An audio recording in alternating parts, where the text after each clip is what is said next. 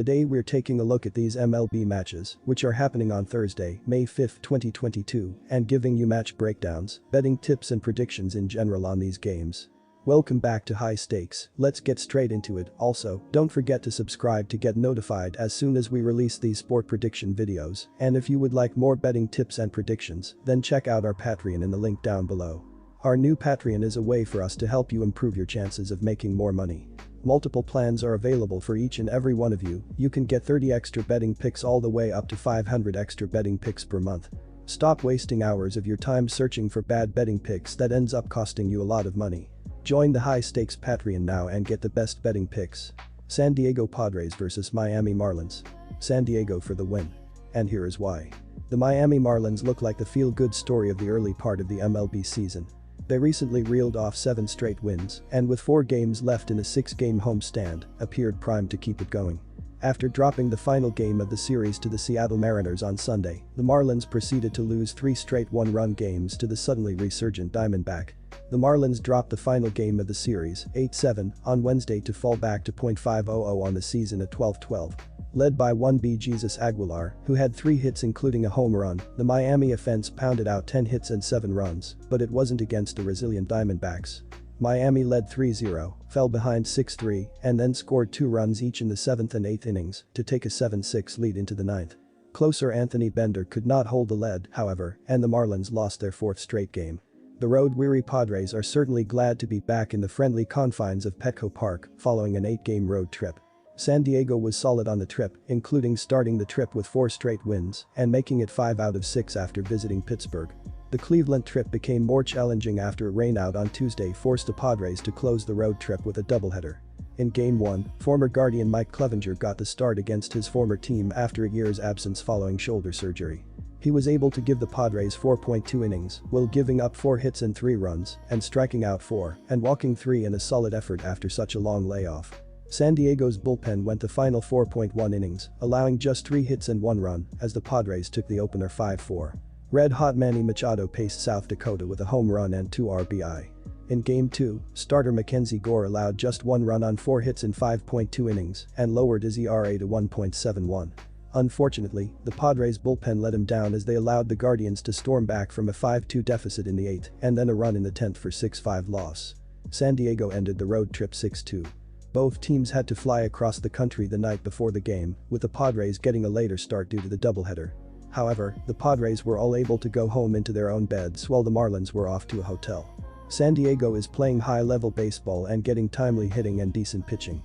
The Padres are not doing anything at a dominant level, but they have had 2 4-game win streaks and 1 3-game streak so far this season. They are middle of the pack in both batting average and ERA this season, and yet are top 5 in runs scored and top 5 in hits allowed per game. For the Marlins, they fly across the country licking their wounds in the midst of a 4-game losing streak. Our total pick is over 7. Although the Miami Marlins have the 13th best team batting average at .234, Miami has scored only 91 runs, which is 20th in baseball. The Marlins have an on-base percentage of .322 which is 8th, but their slugging percentage is only .368 which is 18th. Jazz Chisholm Jr. has 4 home runs and 19 RBIs to lead Miami at both. Jorge Soler has produced well at the plate with 4 doubles, 3 home runs and 8 RBIs, but is batting at disappointing .182.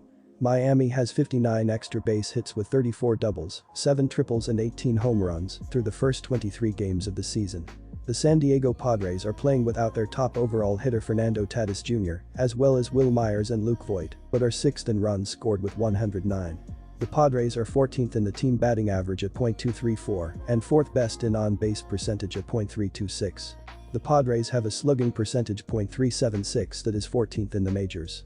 Manny Machado has had a very productive season thus far, with a team-best 16 RBIs, while collecting 7 doubles and 4 home runs as part of a team-high 33 hits. Jurickson Profar is leading San Diego with 5 home runs. The Padres have 60 extra base hits with 34 doubles, 5 triples and 21 home runs. Seattle Mariners vs Tampa Bay Rays. Seattle Mariners for the win. And here is why. Left-hander Robbie Ray will try to turn around the fortunes of the Mariners. The lefty is 2-2 with a 4.15 ERA in 5 starts, posting a 1.25 WHIP in 30.1 innings pitched. He was quite dominant in his first start of the season, allowing 1 run in 7.0 innings pitched, but has allowed 13 runs over his last 23.1 innings. Ray went 5 innings in his last start, so the Mariners' bullpen will play a big part in the outcome of this contest. Seattle also has a solid bullpen, 8th in ERA at 3.08, and they have a .213 opponent batting average and a 1.13 whip. The team will need Ty France to have a big series. The first baseman is hitting .337 with 5 homers and 21 RBI. CP Crawford has 4 homers and 10 RBI and is hitting .360 with a .451 OBP. Mike Zunino was the hero in the victory over Oakland, hitting a 2-run homer in the top of the 9th inning and adding an RBI single in the top of the 10th. Zunino had entered the game hitting just barely above .100, but delivered his best performance of this early season. Wander Franco leads the club with 4 homers and 14 RBI and has a .315 batting average. Shane McClanahan will get the start for Tampa Bay. The left-hander is 1-2 with a 3.00 ERA in 5 starts. He allowed 3 runs in 5 innings in his last start, April 30, but struck out 11 in the game. McClanahan has a 1.00 whip. He has not gone more than 7 innings in a game this season, so the bullpen will see some action, and the Rays have a good one. Tampa Bay is 6th with a bullpen ERA of 2.87, and they have pitched the most innings this season at 119.1, posting a 1.04 whip. It would seem that Tampa Bay has the clear edge in this game, as their starter has performed better overall this year. However, his numbers are not dominant, as McClanahan has allowed 10 runs in his last 22.2 innings. They are solid numbers, but not dominant. Plus, he has only made 1 start on the road this season, giving up 2 runs in 6 innings against the Chicago Cubs. Ray has pitched very well at home, allowing 4 runs in 12.0 innings. He has given up just 11 base runners in those 12 innings while striking out 9 and feels very comfortable in his own park. That should enable Seattle to squeak out a late victory in this contest, as those bats will warm up with a little home cooking. Our total pick is under 7.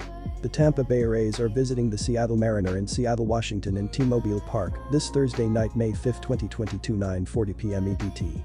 Stay tuned, we've got you covered on all the best betting angles here at Picks and Parlays, your leader in free sports betting picks. The Tampa Bay Rays are pitching a 3.40 ERA, 1.13 whip with 204 strikeouts, giving up a .217 OBA. Starting pitcher for the Rays is Shane McClanahan with a 3.00 ERA, 1.00 whip with 42 strikeouts, allowing 20 hits and 4 home runs in 27 innings pitched. The Rays are batting .247 for 197 hits, 106 runs and 22 home runs. Batting leader for the Rays is Wander Franco with a .302 batting average with 14 RBIs and 4 home runs. The Seattle Mariners are pitching a 3.48 ERA, 1.24 whip with 206 strikeouts, giving up a .232 OBA. Starting pitcher for the Mariners is listed as Robbie Ray with a 4.15 ERA, 1.25 whip, 26 strikeouts, allowing 26 hits and 4 home runs through 30.1 innings pitched. The Mariners are batting .231 for 191 hits, 104 runs and 24 home runs. Batting leader for the Mariners is Ty France with a .333 batting average with 21 RBIs and 5 home runs. San Francisco Giants vs St. Louis Cardinals. San Francisco Giants for the win. The St. Louis Cardinals have scored 12 runs in their last 3 games and 4 or more runs in 4 of their last 8 games. The Cardinals have won 7 straight games when scoring 4 or more runs. Nolan Arenado leads the Cardinals with 31 hits and 23 RBI, while Tommy Edman and Paul Goldschmidt have combined for 48 hits and 22 RBI. Miles McCollum gets the ball, and he is 1-1 with a 1.52 ERA and 25 strikeouts this season. McCollum is 1-1 with a 3.31 ERA and 16 strikeouts in his career against the Giants. The San Francisco Giants have scored 7 runs in their last 3 games and 4 or more runs in 6 of their last 9 games.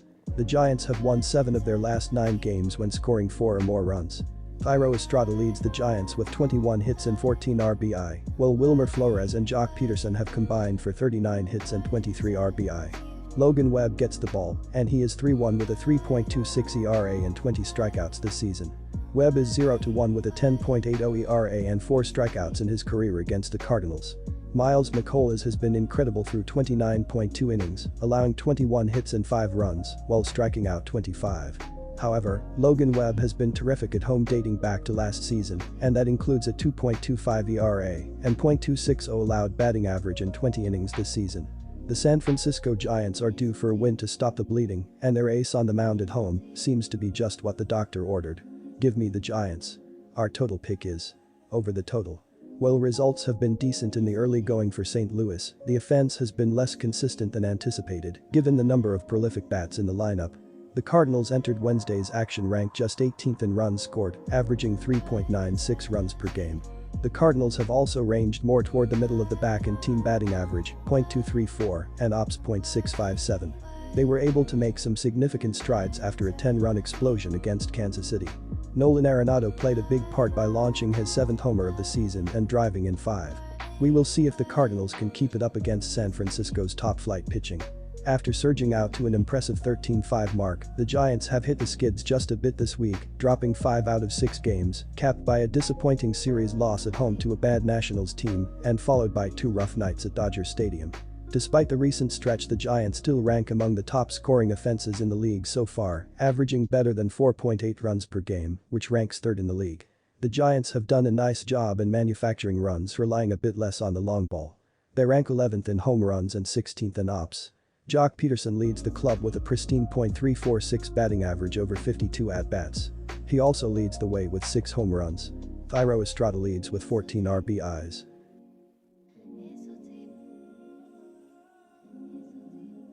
Disclaimer: no financial advice. The information on this channel is provided for education and informational purposes only, without any express or implied warranty of any kind, including warranties of accuracy, completeness, or fitness for any particular purpose. The information contained in or provided from or through this channel is not intended to be and does not constitute financial advice, investment advice, trading advice, or any other advice. The information on this channel and provided from or through this channel is general in nature and is not specific to you, the user, or anyone else. You should not make any decision, financial, investment, trading, or otherwise, based on any of the information presented on this channel without undertaking independent due diligence and consultation with a professional broker or financial advisory.